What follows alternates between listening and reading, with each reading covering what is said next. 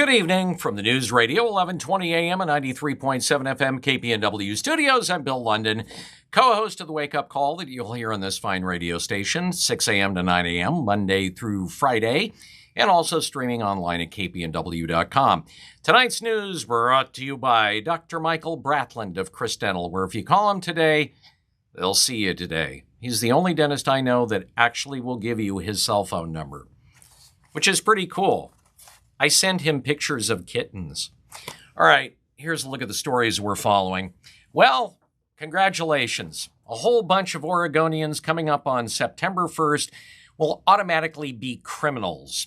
That is when Oregon implements its so-called ban on ghost guns. Now, that name, of course, was created by anti-gun liberals, and it's a firearm that's often built from scratch at home, which has been done for hundreds of years and is federally legal, and they're done from parts that they buy and put together. Now, according to a news release from the Oregon Attorney General, ghost guns don't have serial numbers. Attorney General Ellen Rosenblum said, quote, "Responsible gun ownership means respecting the gun laws of our state," which, of course, were passed by the legislature and by the Democrats. And she says, and now that law includes a ban on unserialized and undetectable ghost guns. So if you have an invisible gun. Anyway, Oregonians who own guns lacking a serial number will be in violation of the law on September 1st. So after September 1st, the following guns have to have serial numbers. A firearm bought after October 22nd, 1968. For those of you that, have your receipts going back to October 22nd, 1968. And any unfinished frame or receiver. Now, residents who possess firearms or the components without serial numbers after September 1st will be a criminal. They'll face a $1,000 fine for the first offense, according to the Oregon Department of Justice, and repeat offenses will lead to higher fines and potentially jail. To comply, firearms frames and receivers that don't have serial numbers can be taken to a federally licensed gun dealer to be serialized. That's according to the Oregon Department of Justice. And the Oregon Attorney General says, visit your local gun shop and ask how you can get your items serialized. Pro-Second Amendment groups tried to get a stay on the law, but were unable to do so in Oregon's liberal courts. The law makes criminals of law-abiding citizens in Oregon as out-of-state anti-gun groups continue to fill the donation coffers of Oregon Democratic lawmakers. Okay, so this is just a crazy trial, and one that I really wish that I could see. And this is following up on a story that we talked about over a year ago. So a man accused of federal crimes, including kidnapping, will be going to trial. And we now know that prosecutors have his target list and his notes about an Operation Takeover to create his own army by having children with various women that I guess he was going to abduct. 30-year-old Nagasi Zuberi faces 8 criminal counts, including kidnapping, rape, and federal weapons charges. During a federal court proceeding in Medford this week, Zuberi told the court the federal government's case against him doesn't make sense. Zuberi made the claim at a pretrial conference that reviewed, part of discovery, more than 470 exhibits of evidence in the case. During that review, U.S. District Judge Michael McShane noted the evidence suggests Zuberi had a bigger plan that involved building an underground facility for his own army populated by children he intended to have with multiple women. Further notes suggested Zuberi was in the process of looking for land for his child army bunker. Zuberi was in the same court where he was arraigned a year ago, indicted for 8 criminal accounts, accusing him of kidnapping a woman in Seattle, raping her, driving her to his Klamath Falls home while impersonating a law enforcement officer, raping some more, and holding her captive in a cinder block cell he'd built in a home that he rented from a Klamath Falls mayor. Do you see where this might be kind of an interesting trial to watch? He pleaded not guilty to the charges.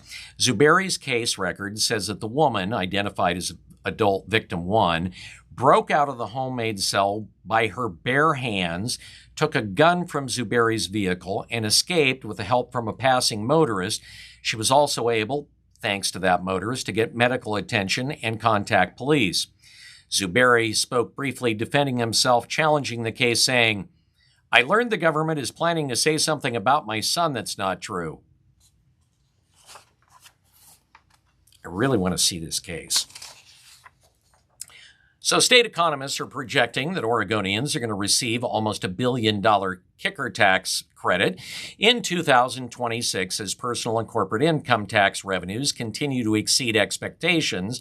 That, according to the latest quarterly economic and review forecast.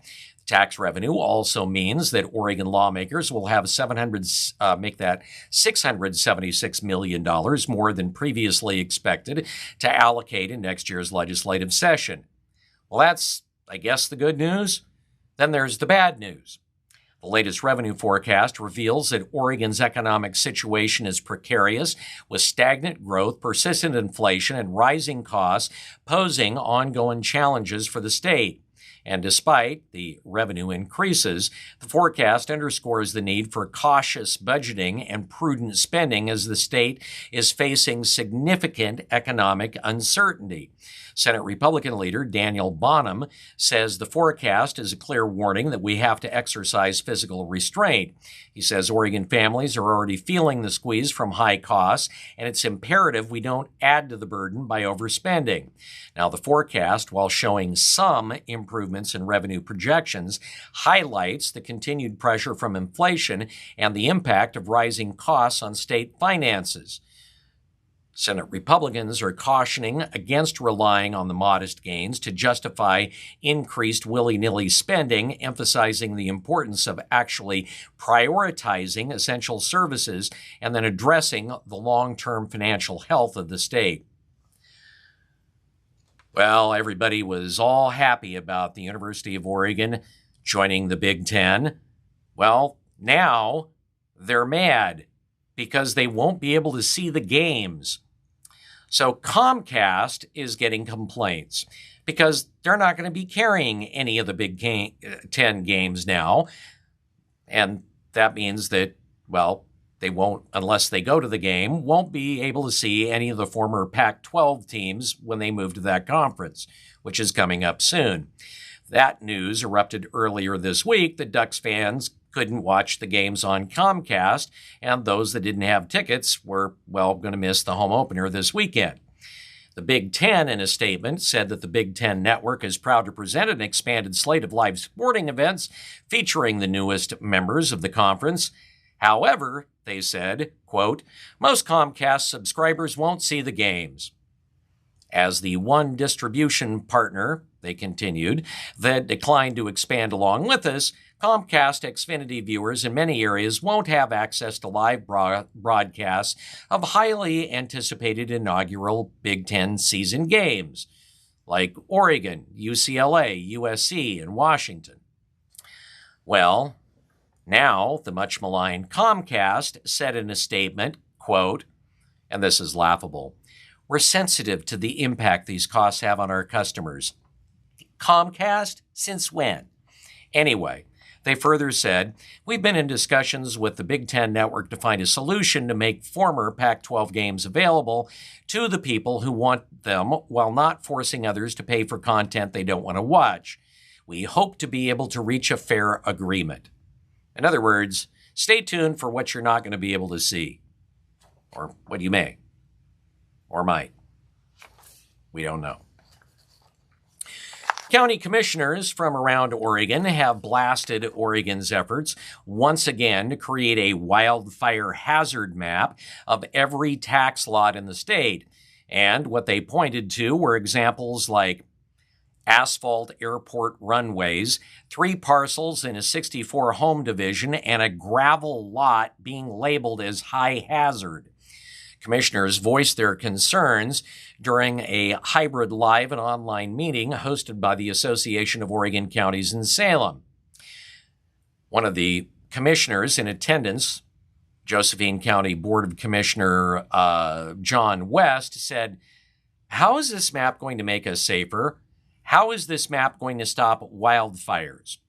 So these maps were created after the destructive 2020 wildfires, and the Oregon legislature passed a bill requiring the immediate creation of a map ranking wildfire hazard of individual properties across the state. So the Oregon Department of Forestry, along with Oregon State University researchers and others, sat behind their computers, put together models, and came up with the map. Well, the first map was controversial, and it got pulled after being roundly excoriated.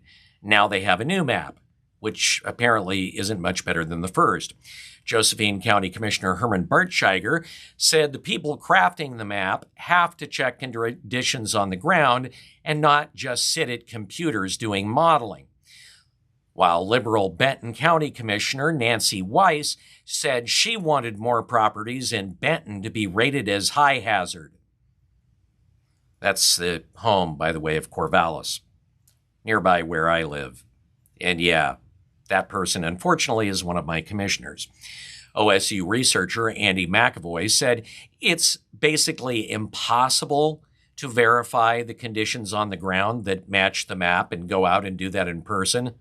Oh, so we'll just rely on a faulty map and call it good. The draft map is going to be finalized in October. Letters will go out to landowners whose property is ranked as high hazard and in the wildland-urban interface, and then they're going to face added regulations.